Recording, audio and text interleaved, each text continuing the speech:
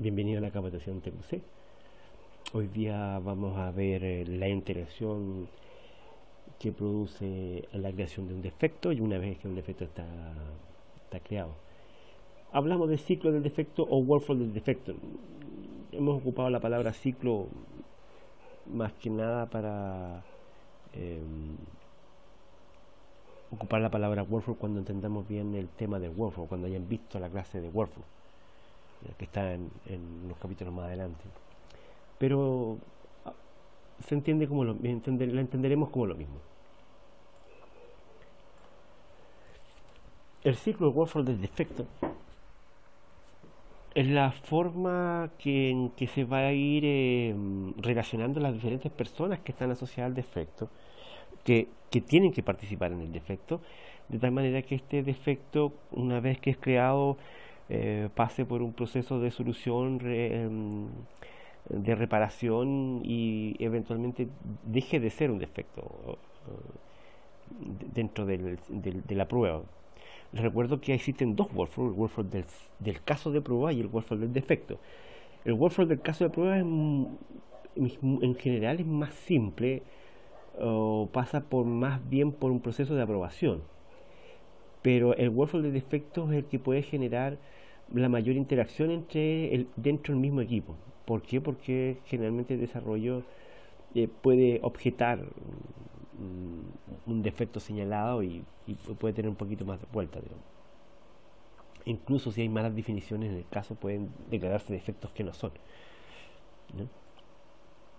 Aquí hay un workflow de defecto más o menos tradicional, no es no necesariamente que pueden tener ustedes, pero es un workflow por defecto que tiene una serie de estados bastante libre en realidad. Y aquí es cuando se crea. Este es un ciclo de defecto más o menos dentro del estándar que tiene TQC, en que parte porque el defecto, cuando es encontrado, está en estado abierto. Existe un proceso de confirmación del defecto que es el que nos permite decir que el defecto es real. Eventualmente, si el defecto no es real y no se debió declarado como defecto, en vez de pasar un estado de confirmación, debiera pasar un estado cancelado, ¿ya? Si el defecto no está completo, pasa un estado asignado para que se complete, ¿ya? Y de ahí pasa a una corrección. Una vez que está en estado de corrección, el defecto se verifica que esté resuelto, y cuando está resuelto es cerrado. Eventualmente tienes algunas vueltas para atrás que pueden estar incluso aquí de masa, pero es para que está así como por defecto dentro de TQC, para que la gente no tenga tantos problemas de cambiar el estado al defecto. Pero podría ser mucho más simple y mucho más obligado este workflow del defecto. Cuando yo veo un proyecto que está en estas condiciones desde el punto de vista de un test manager, por ejemplo, yo empiezo a ver que cuando tengo un defecto levantado, veo aquí una cosa en rojo que me dice: sabes que en la primera iteración de este proyecto tengo casos de pruebas que tienen errores abiertos. Por tanto, solo con esa vista yo ya sé que hay trabajo por hacer en este proyecto todavía. Otra forma de ver esta cosa es cuando también desde el punto de vista del manager y va al proyecto y el proyecto presenta los primeros grafos, vas a encontrar que existe información sobre el estado del avance del proyecto. Por tanto, si tenemos un defecto abierto, nos va a aparecer. Lo mismo cuando vemos la lista de casos de prueba. Este caso de prueba, por ejemplo, como está aquí, aparece en un estado de error. Por lo tanto, aquí hay algo que hacer todavía con el defecto. Puede haber uno o varios defectos abiertos.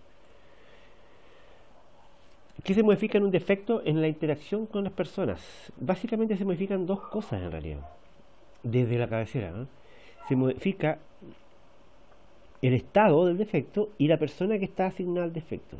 Recordemos que la persona que está asignada al defecto es la persona que puede modificar algo del defecto, ¿no? No necesariamente se refiere a que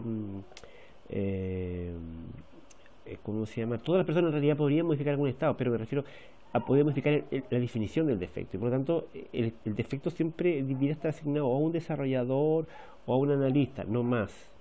El test manager, el jefe de proyecto, que son las personas mayores que tienen esta cosa, eventualmente no. Ellos siempre van a poder modificar algunas cosas como el estado. Y lo que sí todos podemos modificar es que en el campo historial todos podemos agregar comentarios sobre el defecto. Por tanto, el que alguien haya cambiado un estado, haya cambiado algo del defecto, particularmente un estado, es importante que cuando lo haga la persona eh, comente aquí en este historial por qué razón hizo que cambiar el estado. Aquí hay un ejemplo en que dice el error persiste, se ha corregido el problema, y esta es la conversación. Esta es la instancia de conversación. Tenemos que ver un caso real que lo veremos en el video siguiente. Que tengan buena tarde.